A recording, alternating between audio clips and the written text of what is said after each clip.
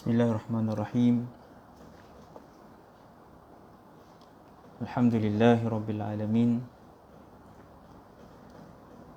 Wa bihi nasta'in ala umuri dunya waddin. Wassalatu wassalamu ala sayyidina Muhammad wa ala alihi wa sahbihi ajma'in. Subhanaka la ilma lana illa ma 'allamtana innaka antal alimul hakim. Rabbi syrah li sadri wa yassir li amri wahlul 'uqdatam min lisani yafqahu qawli. Rabbi yassir wa la tu'assir ya karim. Rabbi tammim bil khair. Allahumma salli ala sayyidina Muhammadin an-nur al-mudhhib bil isyani bi nurih wa ala alihi fi kulli lamhatin wa nafasin 'adada ma wasi'ahu ilmullahi thumma amma ba'd. Assalamualaikum warahmatullahi ta'ala wabarakatuh. Sidang pendengar yang dirahmati Allah Subhanahu wa ta'ala, alhamdulillah, bersyukur kita kehadrat Allah Subhanahu wa ta'ala. Kita dipertemukan oleh Allah Subhanahu wa ta'ala pada malam ini, walaupun hanya melalui online, hanya melalui dalam talian di Facebook. Mudah-mudahan dengan perjumpaan kita di atas talian ini diberkati oleh Allah Subhanahu wa ta'ala, menjadi asbab diturunkan rahmat daripada Allah Subhanahu wa ta'ala. Sidang pendengar yang dirahmati Allah Subhanahu wa ta'ala, jadi pada minggu yang lalu telah kita bincangkan daripada kitab 40 hadis perihal zaman kini. Hadis yang ke-11 berkenaan dengan pudarnya Al-Quran daripada hati-hati manusia seperti mana pudarnya baju. Maka itulah sifatan yang diberikan oleh baginda sallallahu alaihi wasallam pada hadis yang ke-11. Dan insya-Allah pada malam yang berbahagia ini, walaupun waktu sekarang ni waktu I can see your voice kan, mungkin yang ramai tak ada ni mungkin pergi tengok I can see your voice. Dia lepas ni baru dia tengok balik rakaman. Mungkinlah kan. Ala kulli hal, insya-Allah tuan-tuan, kita sambung untuk hadis yang ke-12. Para tuan-tuan yang memiliki buku, boleh buka pada halaman ke-105. Kalau yang tak ada buku, kena belilah tuan-tuan. Kan, kita dah pengajian ke-16 dan habis dah. Tapi kalau tak ada buku lagi, kena beli. Kena dapatkan buku daripada pihak Jabatan Mufti Kerajaan Negeri Sembilan. InsyaAllah tuan-tuan, kita sambung hadis yang ke-12. Bismillahirrahmanirrahim. Qala al-muallif wa nafa'ana bihi bi'ulumihi fid dharain amin. Wa bihi qala an Abi Hurairah radhiyallahu anhu qala qala Rasulullah sallallahu alaihi wasallam yumsakhu qaumun min hadhihi al-ummati fi akhir az-zamani kiradatan wa khanazir. Qalu ya Rasulullah, yashhaduna an la ilaha illallah wa anna Muhammadan Rasulullah? Qala bala, wa yasumun wa yusallun wa yahujjun. Qila fama baluhum? Qala ittakhadul ma'azifa wad-dufufa wal qainat fabatu ala syurbihim wa luhumihim fa asbahu wa qad musikhu qiradatan wa khanazira. Rawah Ibn Abi Dunya. Hadis yang ke-12 ini adalah merupakan hadis yang menceritakan tentang akan adanya manusia pada akhir zaman yang diubah oleh Allah Subhanahu wa ta'ala daripada bentuk manusia yang lengkap dengan mata, telinga, tangan seperti manusia, tetapi diubah oleh Allah Subhanahu wa ta'ala menjadi seperti binatang. Disebutkan istilah dalam hadis al-khasfu. Khasfu ni apa? Perubahan daripada manusia kepada haiwan, seperti mana yang terjadi kepada umat-umat yang terdahulu, diubah menjadi kera dan sebagainya. Maka seperti itu juga akan berlaku kepada umat baginda sallallahu alaihi wasallam seperti yang disebutkan di dalam hadis ini. Baik, maksudnya daripada Sayyidina Abu Hurairah radhiyallahu taala anhu, beliau berkata bahawasanya Rasulullah sallallahu alaihi wasallam bersabda, akan diubah satu kaum daripada umat ini, bentuk mereka menjadi kera dan khinzir. Lalu para sahabat bertanya, wahai Rasulullah, adakah mereka naik saksi bahawa tiada yang layak disembah melainkan Allah? dan Muhammad itu sebagai pesuruh Allah? Baginda menjawab, sudah pasti, bahkan mereka juga berpuasa, menunaikan salat serta mengerjakan haji. Baginda ditanya lagi, jadi mengapa itu terjadi kepada mereka? Baginda menjawab, mereka menggunakan alat-alat muzik, gendang bersama wanita tarian ataupun tarian wanita. Lalu mereka tidur bersama dengan minuman dan makanan mereka. Apabila mereka sedar pada keesokan harinya, mereka telah diubah menjadi kera dan khinzir. Hadis riwayat Ibn Abi Dunya di dalam kitab Dhammul Malahi. Boleh tengok pada footnote nota kaki di bawah tu. Baik. Jadi hadis ini diriwayatkan oleh Sayyidina Abu Hurairah radhiyallahu taala anhu, dan kita dah bincang tentang ketokohan, tentang biografi Sayyidina Abu Hurairah radhiyallahu taala anhu. Jadi kata Sayyidina Abu Hurairah radhiyallahu taala anhu, Nabi SAW pernah bersabda bahawa kata Nabi SAW akan diubah satu kaum. Daripada umat ini, kata Nabi SAW, umat manusia, umat baginda SAW ini akan diubah oleh Allah Subhanahu Wa Taala menjadi kera dan khinzir. Ada orang dia tak faham kera dan khinzir itu apa ustaz. Bahasa mudah manusia ni akan diubah menjadi borok dan babi. Itu bahasa mudah dia lah kan. Ada orang marah tak boleh cakap babi, cakap khinzir. Sedangkan hakikatnya khinzir dan babi itu adalah makna yang sama, tak ada beza pun sebenarnya antara khinzir dan babi. Jadi menyebut perkataan babi itu bukanlah satu kesalahan. Cuma kemungkinan masyarakat kita ni dia cukup sensitif, dia tak boleh dengar perkataan babi. Tak baik cakap babi, cakap khinzir lah. Sedangkan makna yang sama. Bahkan dalam bahasa Melayu kita, asal perkataan ada 4, antaranya adalah babi. Di babi itu adalah antara perkataan yang memang dasarnya daripada bahasa Melayu. Jadi tak salah kalau kita sebut. Yang salah dia apa? Kita membabikan orang. Kita panggil kawan kita babi. Maka itu salah. Kerana menisbahkan sesuatu binatang yang tidak baik kepada manusia. Maka itu tidak baik. Tapi kalau kita nak sebut binatang itu, babi, nama dia babi. Dan mudah untuk kita bagi faham. Okey. Jadi kata Nabi SAW, akan diubah daripada umatku ini. Kenapa Nabi SAW kata akan diubah daripada umat ini? Kerana al-khasfu, iaitu perubahan daripada bentuk manusia kepada bentuk haiwan, itu telah wujud daripada umat-umat yang terdahulu. Dah ada pada zaman umat-umat yang terdahulu. Apa yang berlaku kepada kaum Bani Israel, dan panjanglah cerita dia. Tetapi hakikatnya al-khasfu ini dah wujud dah. Nanti kita akan tengok lagi hadis-hadis kemudian yang Nabi kata seperti mana yang berlaku kepada umat-umat yang terdahulu. Cuma apakah perbezaan yang berlaku kepada umat baginda SAW?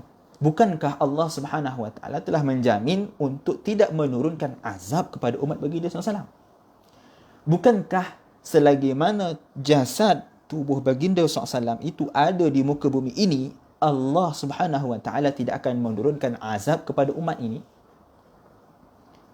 Jadi, kata ulama, yang dimaksudkan oleh baginda SAW dalam hadis ini dengan al-maskhu, iaitu perubahan daripada manusia kepada bentuk haiwan, seperti mana yang berlaku kepada umat-umat yang terdahulu itu, bukanlah berlaku kepada keseluruhan umat. Kerana umat terdahulu, yang berlaku al-khasfu itu adalah kepada keseluruhan umat. Satu umat buat perangai, walaupun bukan semua yang buat perangai, tetapi Allah akan ubah semua umat tersebut menjadi binatang. Sedangkan yang berlaku kepada umat baginda SAW adalah Allah mengubah afrad, beberapa individu. Bukan semua. Allah takkan ubah ke semua umat baginda menjadi binatang seperti mana yang berlaku kepada umat-umat terdahulu.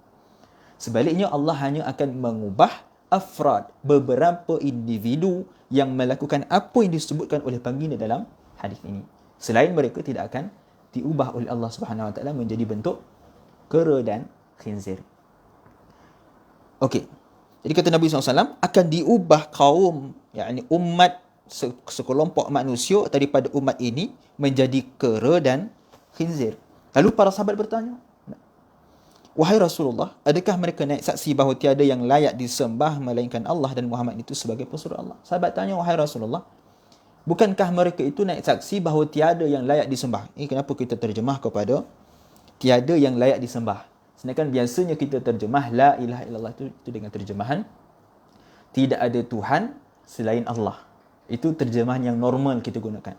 Tapi sebahagian ulama tidak setuju dengan terjemahan tersebut kerana seolah-olah kita mengithbat dan kemudian kita menafikan. Seolah-olah kita kata ada Tuhan selain Allah, tapi yang layak disembah hanya Allah. Sedangkan yang dimaksudkan dengan kalimah tauhid, iaitu kalimah la ilaha illallah, itu adalah untuk menafikan selain daripada Allah Subhanahu wa taala. Oleh itu kata ulama, makna daripada kalimah tauhid iaitu la ilaha illallah, makna dia apa? La ma'budu bihaqqin illallah. Tidak ada yang layak disembah. Sebab tu dia terjemah di sini dengan bahawa naik saksi tiada yang layak disembah. Maka ini antara terjemahan yang tepat bagi kalimah tauhid, iaitu kalimah la ilaha illallah. Daripada kita sering gunakan tiada Tuhan selain Allah, tiada Tuhan selain Allah. Kerana terjemahan itu kurang sesuai. Yang paling tepat adalah tidak ada yang layak disembah. Kita nafikan memang tak ada Tuhan, memang dah tak ada Tuhan selain Allah Subhanahu taala, dan tidak ada yang layak untuk disembah melainkan Allah Subhanahu wa taala. Baik. Dan Muhammad itu sebagai pesuruh Allah. Sahabat tanya, bila sahabat dengar Nabi SAW cerita bahawa akan berlakunya perubahan umat Nabi SAW itu daripada manusia kepada binatang, sahabat tanya, sahabat pelik, wahai Rasulullah, mereka tu tak beriman ke? Dia tak mengucap syahadah ke? Kenapa Allah mengubah dia daripada bentuk manusia menjadi binatang? Kerana azab ataupun bala yang diturunkan Allah ini bukanlah perkara yang simple. Kerana mengubah bentuk manusia kepada binatang adalah merupakan bala yang besar daripada Allah Subhanahu Wa Taala, seperti mana yang turunkan kepada umat-umat yang terdahulu. Lalu sahabat tanya, wahai Rasulullah, mereka ni tak beriman ke? Dia tak mengucap syahadah ke? Nabi kata apa? Nabi kata bala, sudah pasti bahawa mereka itu mengucap dua kalimah syahadah. Bukan sekadar mereka itu mengucap dua kalimah syahadah, bahkan mereka itu juga berpuasa. Tak cukup dengan hanya dia mengucap dua kalimah syahadah. Ada orang dia mengucap dua kalimah syahadah tapi tak puasa. Kan? Berapa ramai kita jumpa orang yang mengucap tapi bila bulan Ramadan dia makan macam besok. Dia pergi kedai mamak, beli plastik hitam, bawa balik rumah makan. Contoh kan. Ada orang yang mengucap tapi tak berpuasa. Nabi kata, orang yang akan diubah daripada bentuk manusia kepada bentuk khinzir dan kera ini adalah mereka yang mengucap dua kalimah syahadah dan mereka juga berpuasa. Bukan sekadar puasa, kata Nabi SAW lagi, mereka menunaikan semayang. Mereka semayang. Ini kan ada orang kata, Ustaz, Allah akan ubah orang yang semayang dan puasa. Macam tu saya tak semayang puasa lah. Tak ada Allah ubah. Tak. Kalaulah orang yang semayang dan puasa pun Allah ubah menjadi kera, apatah lagi dengan orang yang tak semayang puasa. Walaupun bukanlah azab dia kera, kerana dalam hadis ini Nabi kata orang tersebut dia semayang, dia mengucap dua kalimah syahadah, dia berpuasa, hatta bukan sekadar dia semayang, dia mengerjakan haji, pergi pula buat haji. Kan? Hari ini kita panggil haji. Dan hari ini pun bukan mudah nak dapat title haji, tapi Nabi kata orang yang akan diubah ini adalah orang yang pergi haji, melaksanakan haji. Menunjukkan bahawa orang yang akan diubah menjadi beruk ataupun kera dan khinzir ini adalah orang yang baik, orang yang taat kepada Allah Subhanahu Wa Taala. Tapi kenapa diubah? Nabi jawab, bila sahabat tanya, jadi mengapa itu terjadi kepada mereka? Sahabat peliklah. Tadi Nabi kata orang tu mengucap kalimah syahadah, semayang, puasa, buat pula haji. Apalah sebab diubah oleh Allah Subhanahu Wa Taala? Nabi jawab apa? Nabi kata mereka menggunakan alat-alat muzik gendang bersama tarian wanita. Okey. Kita tengok sikit hadis ini. Kenapa saya terjemah sebagai menggunakan alat muzik gendang bersama dengan tarian wanita. Sedangkan kalau kita lihat dalam bahasa Arab dia, Nabi kata apa? Ittakhadhul ma'azifa wad-dufufa wal qainat. Kalau kita faham secara literal hadis ini, Nabi kata orang yang akan diubah menjadi kera dan khinzir ini, orang yang mengucap dua kalimah syahadah, puasa, semayang, menunaikan haji, tapi dia menggunakan alat muzik. Ma'azif. Berasal daripada perkataan mi'zafah. Itu alat muzik ataupun disebut juga sebagai al-malahi. Jadi, kata Nabi SAW, mereka ini walaupun puasa, semayang, haji, tapi dia menggunakan alat muzik. Kan? Kita hari ini berapa ramai yang menggunakan alat muzik?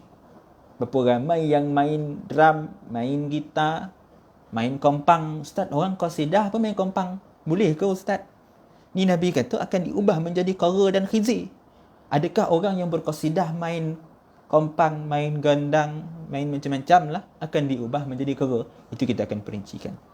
Apakah hukum bermain alat muzik? Jadi dalam hadis ini kalau kita faham secara literal, Nabi kata mereka menggunakan alat muzik, gendang dan penyanyi wanita. Tetapi saya tak terjemah dengan dan. Walaupun secara literal dia, ma'azif itu alat muzik, dufuf tu gendang, qainat itu adalah wanita yang menari.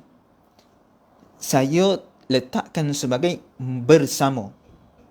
Ini menunjukkan bahawa yang Nabi sebut dalam hadis ini bukanlah semata-mata dia main gendang. Bukanlah semata-mata dia main alat muzik. Nanti kita akan perincikan apakah hukum daripada bermain alat muzik. Tetapi yang dimaksudkan dalam hadis ini adalah mereka yang bermain alat muzik dicampur dengan gendang dan ada dalam majlis tersebut wanita yang menari. Maka golongan inilah, walaupun dia puasa, walaupun dia semayang, walaupun dia menunaikan haji, tetapi Allah akan menurunkan bala kepadanya dengan mengubah bentuknya daripada manusia kepada kera dan khinzir. Fabatu ala syurbihim walumihim. Dan orang ni, bila dia dah main alat muzik, dia pukul gondang, dalam majlis tersebut juga ada wanita yang menari. Fabatu ala syurbihim walumihim. Lalu mereka tertidur bila dah selesai menari, berjoget, main gondang, main alat muzik. Akhirnya dia tertidur. Bila dia bangun daripada tidur, kata Nabi SAW, musihu, dia telah pun diubah oleh Allah SWT menjadi kera dan khinzir. Kata Sayyid Abdul Aziz bin Siddiq Al-Ghumari, hadis ini mempunyai jalur riwayat yang banyak sehingga hampir sampai kepada darjat mutawatir. Kata Sayyid Abdul Aziz, hadis ini mempunyai riwayat yang sangat banyak sehingga hampir. Sayyid Abdul Aziz tak kata hadis ini hadis mutawatir. Tetapi kata Sayyid Abdul Aziz, hampir sampai kepada darjat mutawatir, nak menunjukkan betapa banyaknya riwayat berkenaan dengan hadis yang menunjukkan bahawa manusia ataupun umat baginda SAW itu akan diubah menjadi kera dan khinzir. Dan kita dah bincang apa itu hadis mutawatir. Kerana untuk mencapai satu darjat mutawatir merupakan darjat yang sangat tinggi, itu sangat sukar. Sukar untuk kita capai kepada darjat mutawatir. Perlulah setiap daripada generasi perawi-perawi itu diriwayatkan dengan bilangan yang ramai sehingga mustahil mereka berpakat untuk menipu. Sukar untuk kita jumpa hadis itu. Bahkan kata ulama hanya ada satu hadis yang dikenali sebagai hadis mutawatir dan ittifaq ulama mengatakan hadis itu adalah hadis mutawatir. Hanya satu, iaitu man kadzdzaba alayya muta'ammidan falyatabawa maq'adahu minan nar.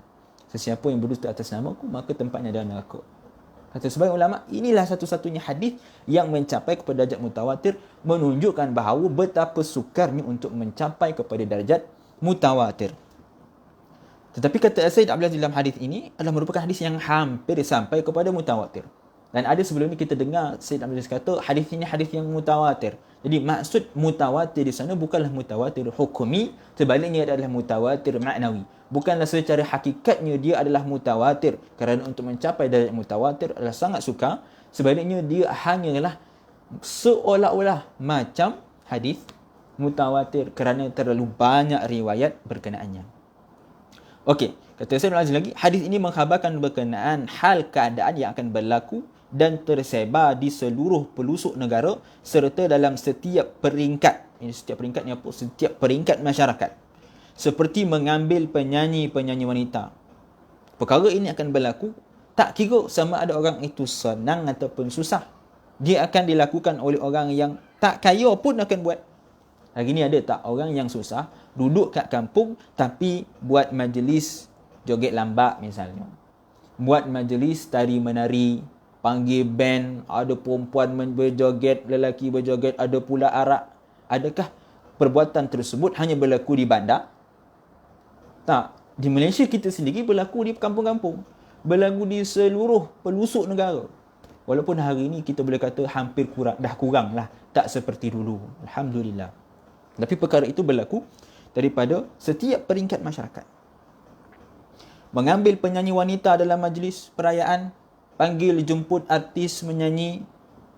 Kok artis tu pakaian yang elok, okey lagi. Ini pakaiannya, wal-iyadzubillah, dalam majlis perkahwinan, tempat-tempat maksiat, membuatkan para lelaki berasa gairah dengan menggunakan arak dan tarian. Maka perkara ini, kata Said Abdul Aziz, berlaku secara realiti dalam masyarakat kita. Berlaku realiti kepada umat Islam pada hari ini. Kemudian kata Said Abdul Aziz lagi, seumpama diriwayatkan dengan lafaz yang lain daripada Sayyidatina Aisyah radhiyallahu taala anha, yang mana kata Sayyidatina Aisyah radhiyallahu taala anha bahawa Nabi SAW bersabda, yakunu fi ummati khasfun wa maskhun wa qadhfun. Kata Nabi SAW, akan berlaku kepada umatku khasfun. Khasfun ni apa? Penenggelaman ke dalam bumi. Khasfun ini adalah manusia akan ditenggelamkan di dalam bumi. Itu nama dia khasfun. Wa maskhun. Maskhun tu apa? Perubahan daripada bentuk manusia menjadi binatang. Itu nama dia maskhun. Wa qadhfun. Qadhfun ni apa? Rejaman batu daripada langit. Batu yang turun daripada langit dicampakkan kepada umat manusia. Kata Nabi SAW, ketiga-tiga perkara ini, sama ada khasfun, iaitu akan ditenggelamkan di dalam tanah, ataupun diubah daripada bentuk manusia kepada binatang, ataupun batu-batu yang diturunkan daripada langit. Ketiga-tiga perkara ini akan berlaku kepada umatku, kata Nabi SAW. Cuma seperti yang kita sebut sebelum ini, bukanlah berlaku kepada seluruh umat baginda SAW. Sebaliknya, perkara ini hanya akan berlaku kepada sebilangan individu. Adakah perkara ini realiti ataupun tidak? Untuk ditelan di dalam tanah ataupun tenggelam di dalam tanah, perkara itu realiti dan dapat kita lihat dengan mata kita sendiri. Bagaimana adanya perkampungan ataupun individu-individu yang ditelan di dalam tanah. Adapun maskhun, ubah, ada tak kita pernah dengar manusia diubah menjadi binatang? Kau ada pun zaman dululah, kan? Ada seorang anak, dia derhaka kepada mak, berubah menjadi binatang, menjadi ikan apa, tak ingat saya dah. Tapi dah lama lah cerita tu. Dan kesahihannya pun tak tahu sejauh mana kebenaran dan kesahihannya. Cuma adalah orang kata manusia yang diubah menjadi binatang. Wallahu a'lam. Tetapi Nabi kata perkara tersebut akan berlaku kepada umatku. Ada daripada kalangan umatku yang mana mereka akan diubah oleh Allah SWT daripada bentuk manusia menjadi binatang. Begitu juga dengan rejaman daripada langit, rejaman batu daripada langit. Lalu Sayyidatina Aisyah radhiyallahu taala anha tanya, wahai Rasulullah, sedangkan mereka mengucap kalimah syahadah. Sayyidatina Aisyah kata, wahai Rasulullah, orang yang kena ketiga-tiga bala Allah SWT ini, yang ditelan dari bumi, yang dicampak dengan batu daripada langit, direjam dengan batu daripada langit, yang diubah menjadi binatang, adakah mereka ini mengucap dua kalimah syahadah? Sama macam hadis tadi. Nabi jawab apa? Jika munculnya penyanyi-penyanyi wanita, terjadinya zina, arak-arak diminum dan kain sutera dipakai, maka itulah yang akan terjadi. Bila nak terjadinya semua perkara yang disebutkan oleh Nabi SAW ini, sama ada direjam batu daripada langit, ataupun ditelan ke dalam bumi, ataupun diubah menjadi binatang, kata Nabi SAW, kesemua perkara ini akan terjadi bila mana munculnya penyanyi-penyanyi wanita. Hari ini ada tak penyanyi-penyanyi wanita? Kemudian kata Nabi, terjadinya zina. Hari ini terjadi tak zina? Yang ketiga kata Nabi SAW, arak diminum. Hari ini manusia minum tak arak? Dan kain sutera dipakai. Kain sutera dipakai. Adakah hari ini orang pakai kain sutera? Lelaki pakai kain sutera tak? Ada lelaki yang pakai kain sutera. Kata Nabi SAW, maka itulah yang akan terjadi. Bila kesemua perkara ini dia buat, maka itulah akan terjadi. Ketiga-tiga bala ini akan diturunkan oleh Allah Subhanahu Wa Taala kepada umat baginda sallallahu alaihi wasallam. Terdapat juga lafaz yang lain yang berbunyi, la yumsakhanna qaumun wa hum ala arikatihim kiradatan wa khanazira bisyurbihim al-khamra wa darabihim al-barabita wal qiyan. Maksudnya, satu kaum pasti akan diubah menjadi kera dan khinzir, sedang mereka berada di atas tempat duduk mereka kerana mereka meminum arak sambil memainkan al-barbat. Barbat ni apa? Barbat ni alat muzik dia macam gambus. Lebih kurang macam gambus. Bersama penyanyi wanita. Okey. Hadis ini menunjukkan, kata Sayyid Abdul Aziz, tentang akan berlakunya al-maskhu, yakni perubahan daripada bentuk manusia kepada haiwan pada umat ini, yakni umat baginda sallallahu alaihi wasallam. Sebabnya ialah berlakunya apa yang dinyatakan dalam hadis, apa yang dikhabarkan oleh Nabi sallallahu alaihi wasallam dalam hadis-hadis yang sebelum ini, iaitu mengambil penyanyi-penyanyi wanita di dalam majlis bersama dengan lelaki, meminum arak dan bermain alat muzik. Berkata Ibnu Qayyim di dalam kitab Ighathah Al-Lahfan min Masayidis Syaitan. Ibnu Qayyim adalah merupakan seorang ulama yang dikenali sebagai Syamsuddin Ibnu Qayyim Al-Jauziyah. Ada orang keliru di antara Ibnu Qayyim Al-Jauziyah dengan Ibnu Jauzi. Ada orang bila dengar Ibnu Jauzi, ini yang anak murid Ibnu Taimiyah tu kok? Tak. Berbeza di antara Ibnu Qayyim Al-Jauziyah dengan Ibnul Jauzi. Ibnul Qayyim Al-Jauziyah sebagai Syamsuddin Ibnul Qayyim itu, beliau meninggal dunia pada tahun 751 Hijrah. Beliau merupakan anak murid kepada Ibnu Taimiyah rahimahumallahu taala anhu. Beliau mengarang beberapa kitab, antaranya kitab Raudatul Muhibbin wa Nuzhatul Mushtaqin, sebuah kitab tentang cinta, tentang mahabbah. Dan saya pernah baca buku ni ketika masih sekolah menengah. Walaupun dalam terjemahan lah, dah diterjemahkan dalam bahasa Melayu. Dan walaupun terjemahan dia makin baca makin pening, tak apalah, tapi ada usaha untuk diterjemahkan.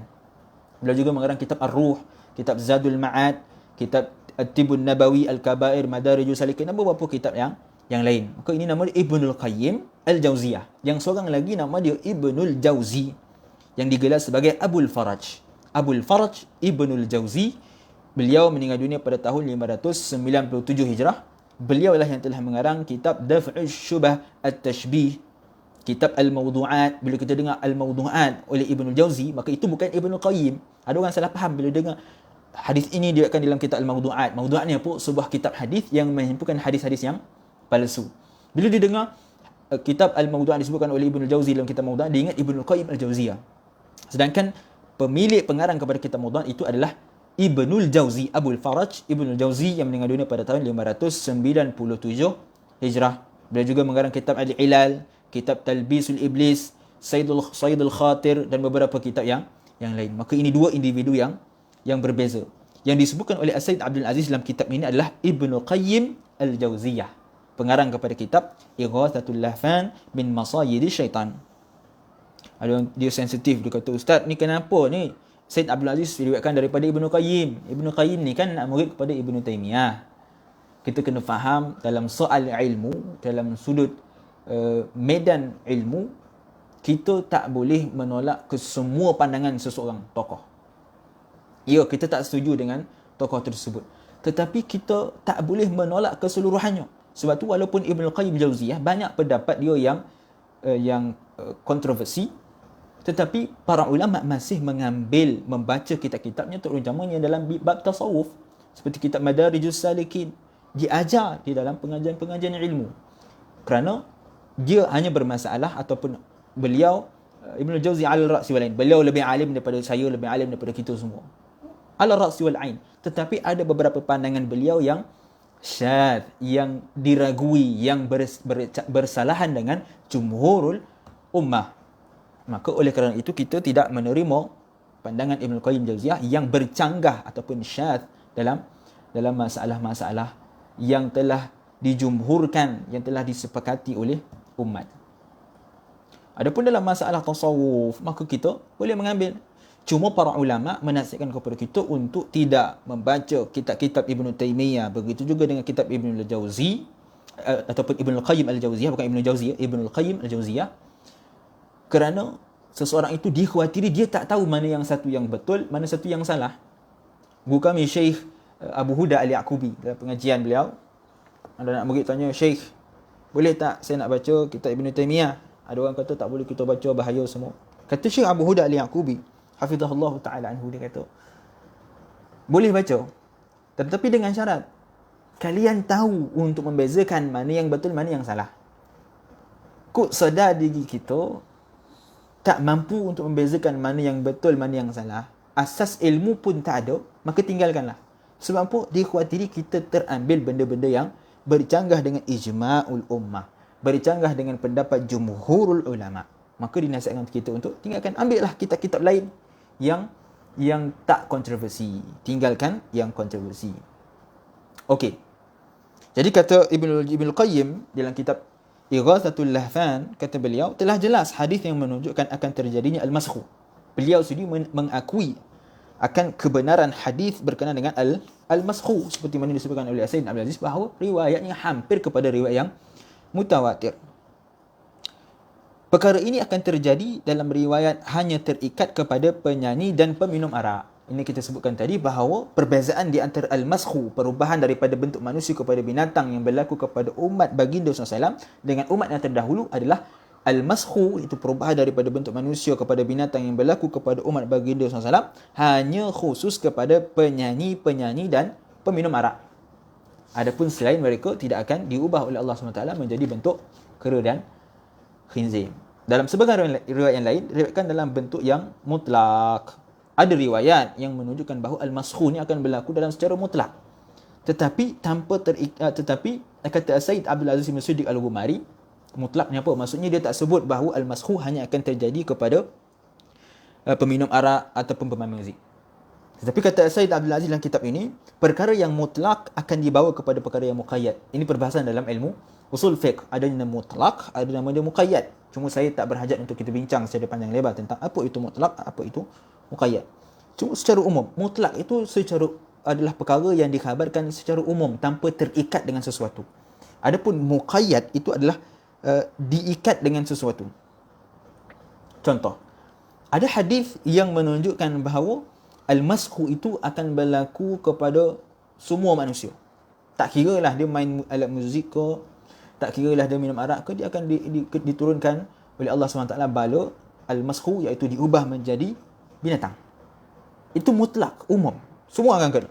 Tetapi ada hadis yang muqayyad. Muqayyad ni apa? Ada hadis yang mengikat daripada umum tersebut. Mengeluarkan hadis itu daripada hadis yang umum. Maksudnya apa? Nak bagi tahu bukan semua orang akan diubah. Tetapi hanya segelintir mereka yang minum arak, yang main alat muzik, yang perempuan yang menari dan sebagainya. Maka inilah yang disebutkan sebagai muqayyad, iaitu dia diikat. Bukan semua berlaku, hanya kepada orang yang melakukan perkara-perkara yang disebut ini. Ada hadis yang mutlak, ada hadis yang muqayyad, ada hadis yang umum. Dia beza dengan am dengan khas. Itu panjanglah perbincangan dia. Tapi secara mudah saya nak bagi faham, mutlak tu apa? Dia tidak terikat dengan apa-apa. Maskhu akan berlaku kepada semua orang. Ada hadis yang mengikat. Maskhu akan berlaku kepada peminum arak, kepada wanita yang menari dan sebagainya. Maka hadis yang mutlak ini akan mengikut kepada hadis yang muqayyad. Hadis yang umum ini akan diikat dengan hadis yang ada sifatan yang lebih jelas. Maka itu dalam ilmu usulul fiqh. Jadi kata saya lagi, al-maskhu pasti akan berlaku kepada pelaku-pelaku tersebut seperti yang telah diriwayatkan secara mutawatir. Jadi secara mutawatir di sini maksud dia apa? Bukanlah mutawatir secara hakiki. Kerana mungkin ada orang salah faham, dia kata, macam mana boleh hadis mutawatir ni? Tetapi hadis mutawatir di sini adalah hadis yang mutawatir secara maknawi, hampir kepada mutawatir. Seumpama kata Sayyid Abdul Aziz, hal yang terjadi pada selainnya, iaitu al-kasfu. Macam mana yang terjadi kepada al-kasfu, kepada al-qazfu, maka seperti itu juga akan berlaku kepada al-maskhu. Oleh demikian, tinggalkanlah pendapat selain daripadanya. Terdapat juga riwayat bahawa para ulama akan diubah bentuk mereka menjadi kera dan khinzir disebabkan mereka menyalahi apa yang mereka ketahui. Ada riwayat yang mengkhususkan al-maskhu ni bukan kepada semua orang manusia. Tetapi yang akan berlaku al-maskhu ni adalah kepada ulama. Orang yang mengajar, orang yang buat live di Jabatan Mufti contoh kan, mengajar kitab 40 hadis perihal zaman kini contoh Tak adalah saya bahasa ulama dah. Tapi nak bagi contoh, yang akan berlaku al-maskhu ini adalah ahli ilmu, bukan orang biasa, bukan ahli maksiat, tetapi orang yang berilmu. Orang yang alim daripada kalangan ulama. Bukan itu sahaja, bahkan mereka juga menentang agama Islam. Kenapa dia diubah menjadi kera dan khinzir? Kerana dia menyanggahi apa yang disebut, bahasa kita sebut, cakap tak serupa bikin. Cakap bergeria, cakap kemin pandai. Tetapi dia tak melaksanakan apa yang dia lakukan. Bukan itu sahaja, bahkan mereka juga menentang agama Allah SWT kerana manusia. Dahlah dia hanya bercakap, mengingatkan kepada manusia, tapi dia tak buat. Tambah pula dia menentang agama Allah SWT, mengeluarkan fatwa, mengeluarkan hukum. Bila orang tanya soalan, dia jawab soalan mengikut hawa nafsu dia, mengikut kepada redha manusia. Dia cari redha manusia, dia tak cari redha Allah SWT. Dia nak keluarkan fatwa supaya orang tu suka dengan dia, supaya orang tu bagi jawatan dekat dia, bagi duit dekat dia. Maka inilah kata Nabi SAW, kata Said Abdul Aziz, mereka inilah yang akan diubah oleh Allah Subhanahu Wa Taala daripada bentuk manusia menjadi binatang. Hal ini seperti mana diriwayatkan oleh Al-Hakim At-Tirmizi di dalam kitab Nawadirul Usul daripada Sayyidina Abu Umamah radhiyallahu taala anhu, yang mana beliau berkata bahawasanya Rasulullah sallallahu alaihi wasallam bersabda, yakunu fi ummati faza'atun fayasirun nasu ila ulamaihim fa idahum qiradatun wa khanazir. Kata Nabi SAW, akan terjadi kepada umatku suatu ketakutan. Yakunu fi ummati faza'atun, akan terjadi pada akhir zaman. Kita tak tahu bila masa terjadi. Ada orang, ni ustaz, bila akan terjadi ni ustaz? Dia tanya. Kita tak tahu bila terjadi. Cuma Nabi tak bagi tahu kepada kita tanda-tanda bila perkara ini akan terjadi. Dan kita kenalah meyakini akan terjadinya perkara ini, walaupun dia tak sampai kepada darjat mutawatir. Kalau ada orang tak percaya, ustaz, saya tak percayalah ustaz akan berlakunya al-maskhu. Ya ke ni ustaz? Maka dia tak jatuh sampai ke tahap kafir.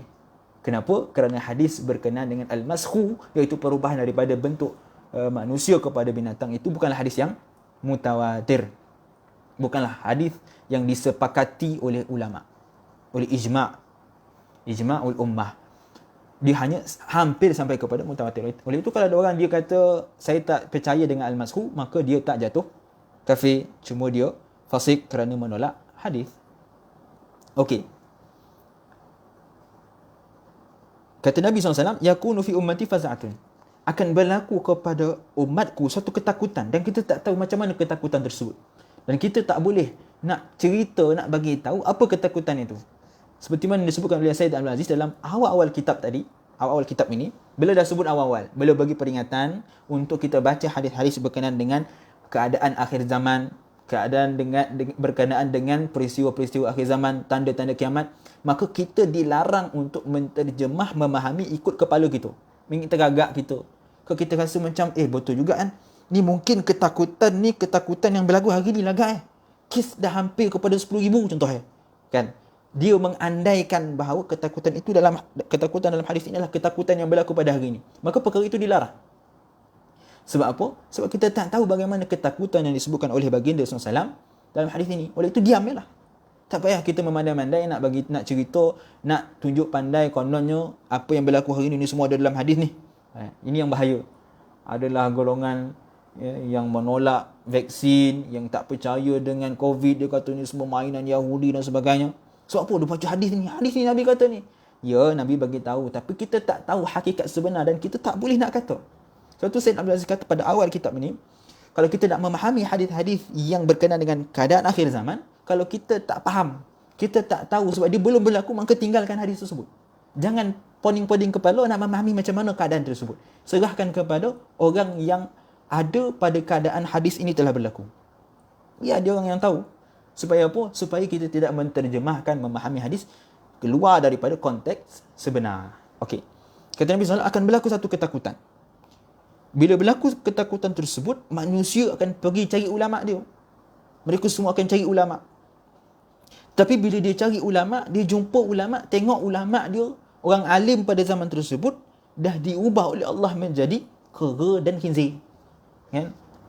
Contoh, kita nak ada berlaku satu ketakutan. Kita pun cari.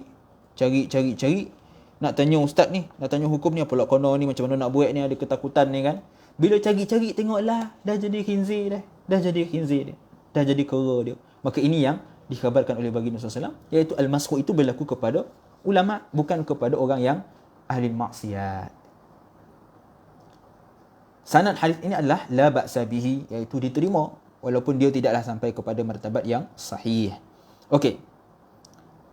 Berkata Imam At-Tirmidzi lagi, makna perkataan al-mashu ialah perubahan bentuk daripada bentuk asal. Mereka ditimpa perubahan bentuk itu disebabkan mereka merubah kebenaran serta menyelewengkan kalimah-kalimah Allah dari tempatnya yang sebenar. Apabila mereka mengalihkan penglihatan makhluk daripada melihat kebenaran, lalu Allah Subhanahu Wa Taala akan menukarkan bentuk ciptaan mereka seperti mana mereka menukarkan perkara yang hak dengan perkara yang batil. Kenapa ulama ni diubah oleh Allah Subhanahu Wa Taala menjadi kera dan khinzir? Sebab mereka mengubah kebenaran. Mereka tidak beritahu tentang perkara yang hakikat. Mereka tidak memberitahu tentang perkara yang sebenar, menutup kebenaran demi untuk menjaga kehidupan dunia mereka. Jadi disebabkan dia mengubah daripada kebenaran, mengubah kepada perkara yang batil, maka disebabkan mengubah perubahan tersebut yang dilakukannya, Allah akan mengubah dia daripada bentuk manusia kepada bentuk binatang. Kata Said Abdul Aziz, inilah kebenarannya. Inilah hakikat dia. Hari ini tidak ada orang yang menyesatkan manusia daripada jalan petunjuk, sama ada berkaitan kepercayaan maupun perbuatan, serta menghiasi mereka dengan dunia dan membuat mereka berasa benci kepada jalan menuju akhirat, seperti mana ulama dan yang menyerupai ulama. Tak ada orang yang menarik orang lain keluar daripada agama. Tak ada orang yang membuat orang lain benci kepada agama. Tak ada orang yang membuatkan orang tak suka dengan agama, melainkan mereka adalah daripada kalangan ulama sendiri. Maka ini yang kita khawatiri.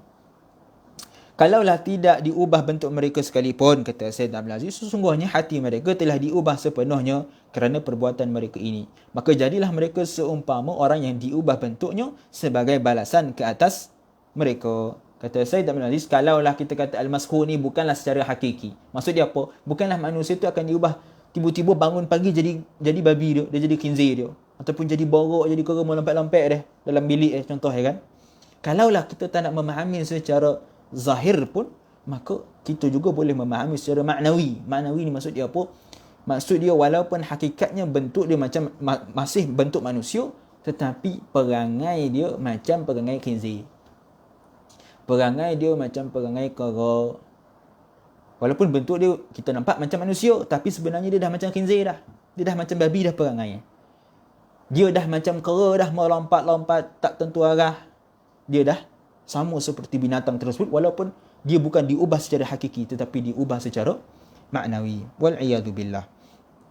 Hal ini seperti mana diriwayatkan oleh Ibnul Mubarak di dalam kitab Az-Zuhud daripada Malik bin Dinar. Beliau berkata, aku bertanya kepada Al-Hasan, Hasan Al-Basri, tentang balasan bagi orang alim.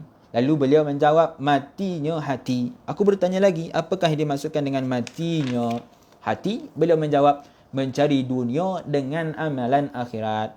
Maka Al-Hasan telah memberitahu bahawa berpalingnya seorang alim kepada dunia adalah merupakan petanda hatinya telah mati. Itulah al-mashu baginya. Abdullah bin Mubarak meriwayatkan tentang bagaimana Malik bin Dinar bertanya kepada gurunya, ini Hasan Al-Basri. Dia tanya, wahai guruku, apakah yang akan berlaku kepada orang yang alim? Kata Hasan Al-Basri, matinya hati. Bila Malik bin Dinar tanya kepada Hasan Al-Basri, apakah yang dimaksudkan dengan matinya hati tersebut? Kata Hasan Al-Basri, mereka mencari dunia dengan amalan akhirat. Dia nak dapatkan kenikmatan dunia tetapi melalui jalan akhirat. Bahasa mudah kita kata menjual agama. Ya? Menjadikan agama sebagai tempat untuk mendapat keuntungan dunia. Maka inilah kata Hasan Al-Basri yang dimaksudkan dengan al-mashu, iaitu hatinya dimatikan oleh Allah Subhanahu wa ta'ala. Malik bin Dinar juga pernah berkata, disampaikan kepadaku bahawa akan berlakunya pada akhir zaman angin berserta dengan kegelapan. Lalu manusia pada ketika itu ketakutan dan pergi kepada para ulama mereka. Namun mereka mendapati para ulama mereka telah diubah bentuknya. Kami memohon kepada Allah Subhanahu wa ta'ala keselamatan dari kemurkaannya dengan sifat kepemurahannya. Kata Malik bin Dinar, apakah yang dimaksudkan dengan ketakutan yang kita baca dalam hadis sebelum ini? Kata Malik bin Dinar, telah disampaikan kepadanya, telah diberitahu kepada dia bahawa ketakutan tersebut adalah angin berserta dengan kegelapan. Angin akan bertiup kencang dengan kegelapan yang sangat gelap, lalu manusia akan menjadi ketakutan. Manusia bila dia takut, dia akan cari siapa? Dia dah tak cari dah. Dia tak cari bos dia tak akan cari orang lain. Dia akan cari siapa? Dia cari orang alim. Kerana dia tahu orang alim ni, orang yang berilmu ni, orang yang saleh ni biasanya bolehlah minta doa, tolonglah doa bagi kurang. Jangan bagi angin tiup kencang benar, bagi kembali seperti keadaan biasa. Tetapi bila mereka pergi jumpa dengan orang alim mereka yang ada pada ketika itu, orang alim mereka pada ketika itu telah diubah oleh Allah SWT menjadi kera dan khinzir. Dia tak boleh nak tanya dah menjadi kera dan khinzir. Macam mana nak ditanya? Dan kita khawatiri sidang pendengar yang dirahmati Allah SWT, yang Nabi sebut al-mashu dalam hadis ini adalah secara maknawi. Kalau secara hakiki, ya kita boleh kata mungkin belum berlaku. Tetapi andai kata yang dimaksudkan dalam hadis ini adalah al-mashu secara hakiki, secara maknawi, seperti mana disebutkan oleh Hasan al-Basri, diriwayatkan oleh Abdullah bin al-Mubarak, begitu juga diriwayatkan oleh Sufyan ibn Uyainah, bahawa yang dimaksudkan dengan al-mashu di sini adalah mashu maknawi. Maksudnya apa? Diubah oleh Allah secara maknawi. Dia memang macam manusia, berjalan macam manusia, ada telinga macam manusia, tangan macam manusia, tetapi hakikatnya diri dia telah diubah oleh Allah SWT menjadi kera dan khinzir. Wal'iyadzubillah. Maka itu yang kita khawatiri. Dan perkara tersebut kalaulah kita fahami secara maknawi, dia mungkin dah berlaku. Bila mana berlaku ketakutan, kita kembali kepada ulama, kita kembali kepada orang alim pada ketika itu, dapati mereka dah tak seperti manusia biasa, dah macam kera dan khinzir. Wal'iyadzubillah. Okey. Dan yang dimaksudkan dengan alat muzik, ada orang tanya, Ustaz, kalau Nabi kata dalam hadis ini yang dia akan ubah menjadi kera dan khinzir ini antaranya mereka yang ittakhadul ma'azif, dia main alat muzik. Saya memang suka main gitar, Ustaz. Saya memang suka main piano, saya suka main drum. Adakah saya termasuk dalam hadis ini? Ulama bincang dengan panjang lebar tentang apakah hukum menggunakan alat muzik. Mungkin tak sempat untuk kita bincang secara panjang lebar dalam tempoh masa lebih kurang 15 minit ini. Tapi secara ringkasnya, hukum bermain dengan alat muzik itu adalah merupakan khilaf di kalangan ulama. Ya, khilaf di kalangan para ulama. Ada sebahagian ulama mengharamkannya secara mutlak. Haram, tak boleh menggunakan alat muzik. Tetapi ada sebahagian ulama mengatakan bahawa hukumnya adalah harus. Dia tak betul bila ada orang kata sepakat ulama kata alat muzik itu haram. Tak. Kerana berlakunya khilaf di kalangan ulama, merupakan khilaf yang mu'tabar, bukan khilaf yang dibuat-buat ataupun khilaf yang disebutkan oleh sebahagian kecil, tetapi khilaf yang besar di kalangan ulama tentang hukum menggunakan alat muzik. Sebahagian ulama mengharamkannya. Contohnya Imam Malik, Imam Nawawi dalam syarah Sahih Muslimnya, Ibnu Hajar Al-Haytami, bahkan Ibnu Hajar Al-Haytami sebut bahawa hukum bermain alat muzik adalah ijma' ulama bahawa hukumnya haram. Ini apa yang disebutkan oleh Ibnu Hajar Al-Haytami. Dan kata beliau, orang yang mendakwa bahawa kononnya hukum bermain alat muzik itu adalah harus, sebenarnya mereka telah ditipu oleh hawa nafsu mereka sendiri. Ini apa yang disebutkan oleh Ibnu Hajar Al-Haytami. Ala kulli hal, perkara tersebut masih berlaku khilaf di kalangan ulama, dan kita tak mampu untuk mengatakannya sebagai ijma' ulama yang mengatakan hukumnya haram, kerana masih ada di sana ulama yang mengharuskan untuk bermain dengan alat muzik. Begitu juga Khatib Asy-Syarbini dalam kitab Mughnil Muhtaj. Bahkan kata Khatib Asy-Syarbini, kalaulah alat muzik itu kita rosakkan, orang tengah main gitar, kita ambil gitar, kita pergi hempaskan. Orang tengah main drum, kita ambil drum, kita hempuk kepala dia misalnya, kita kan. Maka pada ketika itu tak perlu ganti barang yang rosak itu. Selain daripada itu kita kena ganti. Tapi kalau kita rosakkan alat muzik, maka tak wajib untuk kita ganti. Menunjukkan bahawa alat muzik adalah merupakan perkara yang lara, yang tidak bernilai di dalam Islam. Begitu juga Ibnu Qudamah dalam kitab Al-Mughni beliau. Beliau berpendapat bahawa hukum menggunakan alat muzik adalah haram. Dalilnya apa? Dalilnya adalah berdasarkan firman Allah Subhanahu wa taala dalam surah Luqman ayat 6, a'udzubillahi minasyaitonir rajim, wa minan nasi may yashtari lahwal hadits liyudilla an sabilillahi bighairi ilmin wa yattakhidhaha huzwa ulaika lahum adzabun muhin. Allah sebut dalam surah Luqman ayat 6 bahawa dan di antara manusia ada yang mempergunakan perkataan yang tidak berguna, yashtari lahwal hadits. Lahwal haditsnya apa? Lahwal haditsnya adalah perkataan yang sia-sia, tak berfaedah. Okay.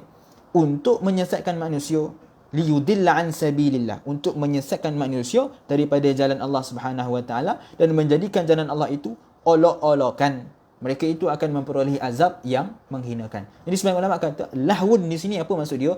Lahwun di sini yang dimaksudkan dengan perkataan yang tidak berguna itu adalah lagu. Orang menyanyi, melalak, tak tentu pasal, maka itulah yang disebut dalam ayat ini. Maka itulah yang dilarang oleh Allah SWT, yang akan diberikan dengan azab yang amat pedih. Okey, ini sebahagian ulama yang mengharamkannya. Dalil yang lain, mereka juga berdasarkan kepada hadis yang dikutip oleh Al-Imam Al-Bukhari dalam sahihnya, bahawa kata Nabi SAW, la yakunanna min ummati aqwamun, akan terjadi kepada umatku satu kaum, yang mana kaum ini yastahillunal hirra wal harir, yang mana mereka menghalalkan zina dan sutera bagi lelaki, wal khamra wal ma'azifa, dan arak serta alat muzik. Ma'azif di sini mi'zafah, seperti yang kita sebut sebelum ini, seperti disebut juga dalam hadis yang kita baca pada sebentar tadi. Jadi daripada hadis ini ulama kata apa? Nabi larang untuk kita menggunakan alat muzik. Dalilnya jelas, Nabi kata yastahilluna, manusia pada akhir zaman mereka akan menghalalkan, yastahilluna, mereka menghalalkan zina, sutera bagi lelaki, arak dan alat muzik. Nabi SAW meletakkan sebaris di antara zina, lelaki memakai sutera, minum arak dan memain alat muzik. Lalu kata sebagian ulama hukumnya haram, jelas daripada hadis ini. Okey, ini pendapat ulama yang mengharamkan, dan ada lagi beberapa dalil yang sangat panjang dan tak sempat untuk kita bincang dalil-dalil tersebut yang digunakan oleh para ulama yang mengharamkan untuk kita menggunakan alat muzik. Walau bagaimanapun, di sana masih ada sebahagian ulama yang mengharuskan untuk menggunakan alat muzik. Perkara ini seperti mana disebutkan oleh Abu Talib Al-Makki, dan beliau mengatakan bahawa yang membenarkan, mengharuskan untuk mendengar muzik itu adalah daripada kalangan para sahabat sendiri. Contohnya Abdullah bin Ja'far bin Abi Talib. Abdullah bin Ja'far bin Abi Talib ini diriwayatkan bahawa beliau buat satu majlis pengajian ilmu, dan dalam majlis tersebut adanya orang yang menyanyi, berqasidah dan memain alat muzik dalam majlis tersebut. Maka ini dilakukan sendiri oleh sahabat. Begitu juga Abdullah bin Zubair, Mughirah bin Syu'bah, Sayyidina Muawiyah. Maka diriwayatkan bahawa ada di kalangan para sahabat sendiri yang mengharuskan untuk bernyanyi dan memain alat muzik. Begitu juga seperti mana diriwayatkan oleh Abu Bakar bin Al-Arabi. Abu Bakar bin Al-Arabi Al-Ma'afiri antara orang yang membenarkan mengharuskan penggunaan alat muzik dan menyanyi. Begitu juga Ibn Hazm dalam kitabnya Al-Muhalla, Syekh Sulaiman Jamal dalam Hasyiah Jamal ala Minhajut Tulab. Begitu juga Al-Muzani. Al-Muzani ini anak murid kepada Imam Syafi'i, mazhab Syafi'i, tetapi beliau antara ulama yang mengharuskan untuk mendengar muzik. Begitu juga Ibn Abidin Al-Hanafi, seorang ulama dalam mazhab Hanafi, disebutkan dalam kitab beliau Raddul Mukhtar. Begitu juga Imam Al-Ghazali dalam kitab Ihya Ulumuddin, Hujjatul Islam, Al-Imam Al-Ghazali. Al-Imam Al-Ghazali ini bukan orang yang biasa-biasa. Bila kita sebut Hujjatul Islam, hujjah bagi Islam. Kenapa digelarkan sebagai Hujjatul Islam? Kerana Imam Al-Ghazali seorang ulama yang sangat hebat dalam Islam. Beliau mengarang kitab Al-Wajiz, Al-Basit dalam mazhab Syafi'i sendiri, Al-Wasit, dan dalam ilmu usul fiqh sendiri beliau ada kitab yang menjadi rujukan oleh mereka yang nak mengaji ilmu usul fiqh. Orang yang nak belajar usul fiqh, dia kena buka kitab Imam Ghazali, kitab Al-Mustasfa, supaya memahami tentang apa yang dimaksudkan dengan usulul fiqh di sisi ulama mazhab Asy-Syafi'i. Jadi Imam Al-Ghazali ni bukan orang yang biasa-biasa. Dan kalau kita buka dalam kitab Ihya Ulumuddin, kat saya ada kitab Ihya Ulumuddin, cuma tak sempatlah kalau kita nak baca ni kan. Kitab Ihya Ulumuddin, kat saya ni kitab cetakan Darul Faiha. Boleh buka pada halaman 262. Al-Imam Al-Ghazali menjelaskan tentang hukum penggunaan alat muzik. Dan Imam Al-Ghazali antara orang yang membenarkan untuk mendengar muzik, nyanyian dan alat muzik itu sendiri. Dan menurut beliau, penggunaan alat muzik itu bukanlah diharamkan oleh Allah SWT. Cuma yang haram apa dia? Yang haram apabila muzik itu membawa kepada perkara yang haram. Contoh, menyanyi lagu yang lirik lagu tersebut berkenaan dengan perkara yang haram, mengajak kepada zina, mengajak kepada mencuri, mengajak kepada minum arak, mengajak kepada jual nombor. Contohnya kan, baru ni ada lagu promosi tentang kedai nombor. Maka ketika itu lagu tersebut menjadi haram. Tetapi haramnya lagu tersebut bukan kerana dia adalah lagu, tetapi haramnya lagu tersebut adalah kerana dia mengajak kepada perkara yang haram. Maka pada ketika itu hukumnya adalah haram. Dan Al-Imam Al-Ghazali, kalau kita buka dalam kitab Ihya Ulumuddin, walaupun kitab ini dikenali sebagai kitab tasawuf, tapi kalau kita baca kitab Ihya Ulumuddin, bab berkenaan dengan zikru ikhtilafil ulama fi ibahatis sama' wa kashfil haqqi fihi, kita akan melihat bagaimana Al-Imam Al-Ghazali menggunakan kebijaksanaan beliau dalam Masalikul Illah. Al-Imam Al-Ghazali, beliau ada mengarang kitab Shifa'ul Ghalil berkenaan dengan Masalikul Illah, perbahasan berkenaan dengan illah, berkenaan dengan qiyas. Dan kita lihat bagaimana Al-Imam Al-Ghazali mengeluarkan pandangan beliau tentang keharusan mendengar muzik, mendengar nyanyian dan alat muzik berdasarkan kepada manhaj usuli. Beliau menggunakan metod takhrijul manat, tahqiqul manat. Dan kalau kita lihat bagaimana Al-Imam Al-Ghazali mengeluarkan hukum, beliau tidak mengeluarkan hukum sewenang-wenangnya. Boleh baca kitab Ihya Ulumuddin. Beliau menjelaskan dalil-dalil yang membenarkan untuk mendengar muzik dan alat muzik. Okey, jadi di sana kita faham bahawa yang dilarang itu bukanlah muzik semata-mata, tetapi muzik itu menjadi haram apabila dia mengajak, membawa kepada perkara yang haram. Dalil dia apa? Kita bincang sedikit antaranya dalil diriwayatkan oleh Al-Imam Al-Bukhari sendiri dalam sahihnya. Kata Imam Ghazali, diriwayatkan bahawa Sayyidatina Aisyah radhiyallahu anha pernah berkata, annaha zaffat imra'atan ila rajulin minal ansar.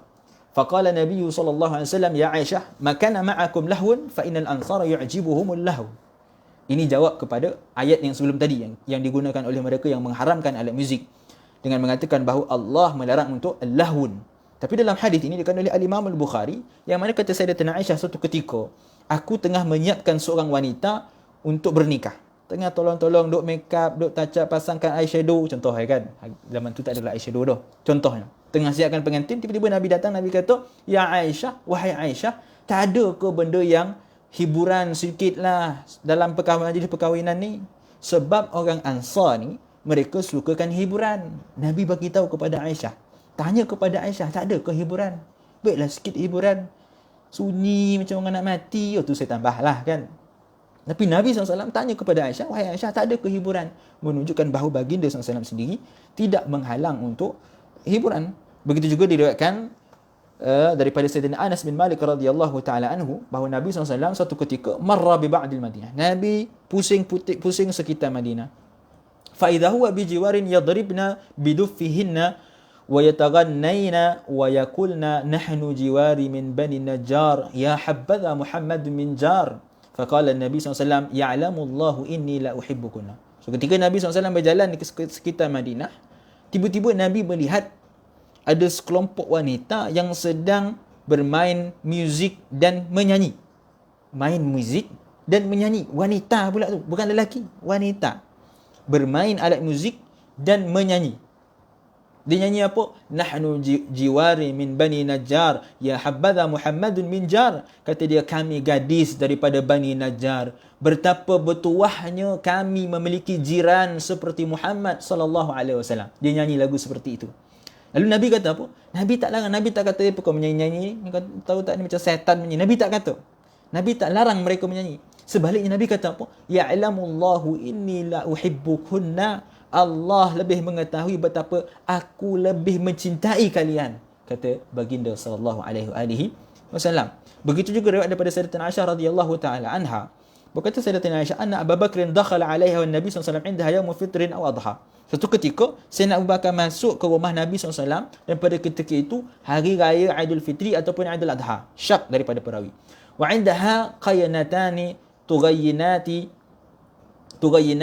tughanniyani bima taqadhafatil ansaru yawm bu'ath. Faqala Abu Bakar mizmaru syaitan marratain.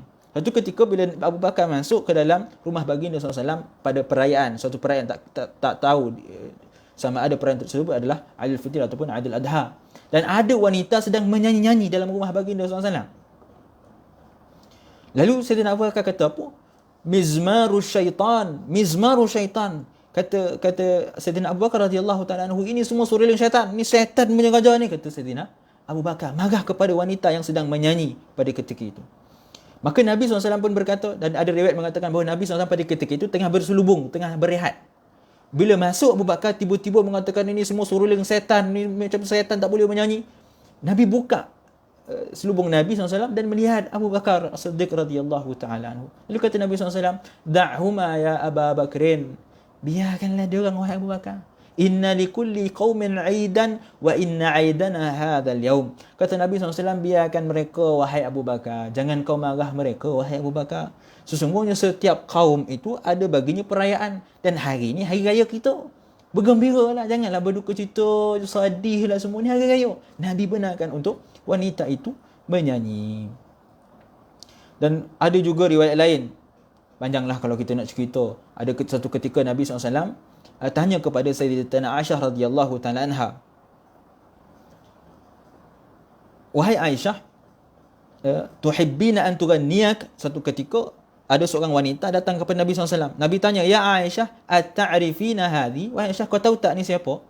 Kata Sayyidatina Aisyah, la, ya Nabi Allah, aku tak tahu, wahai Nabi Allah. Nabi kata apa? Hadhihi qainatu bani fulan, tuhibbina an tughanniki. Maka baginda berkata, ini penyanyi wanita daripada Bani Fulan. Penyanyi wanita daripada Bani Fulan. Adakah kamu suka jika dia menyanyi kepada kau? Kau nak tak dia perempuan ni, penyanyi ni menyanyi untuk kau, wahai Aisyah? Nabi tanya kepada Sayyidatina Aisyah. Kalaulah nyanyian ataupun menyanyi itu merupakan perkara yang haram, nescaya Nabi takkan bagi izin, suku tanya pula kepada Sayyidatina Aisyah, nak tak perempuan ni nyanyi untuk kau? Qalat na'am. Aisyah kata, nak, wahai Rasulullah. Qala fa'ataha tabaqan faghannatha faqala Nabi SAW qad nafakha syaitanu fi mankhiraiha. Lalu Nabi SAW bagi kepada dia at-tabaq, lalu dia menyanyi dengannya. Maka Nabi SAW berkata, syaitan telah meniup melalui dua lubang hidungnya. Mula-mula Nabi SAW tanya Aisyah, Aisyah, kau nak tak perempuan ni nyanyi kat kau? Bila wanita ni dah menyanyi, Nabi kata apa? Syaitan meniup di lubang hidungnya. Maksudnya apa? Maka sebahagian ulama mengatakan bahawa yang Nabi maksudkan dengan nafakha syaitan, syaitan meniup di dalam hidungnya, itu menunjukkan bahawa biasanya orang yang bermain alat muzik, mereka akan digoda ataupun dipengaruhi oleh syaitan. Sebab tu Imam Al-Ghazali dalam kitab Ihya Ulumuddin sendiri, walaupun ada orang kata Imam Ghazali benarkan alat muzik dan sebagainya, tetapi Imam Ghazali dalam kitab Ihya Ulumuddin, kalau kita baca daripada awal sehingga akhir perbicaraan Imam Al-Ghazali tentang alat muzik, kita akan mendapati pada awal sekali Imam Al-Ghazali bagi tahu kepada kita bahawa sebaiknya kalau tak ada keperluan, tak payah tinggallah. Kalau yang boleh tak perlukan alat muzik, silakan, lagi bagus, lagi baik.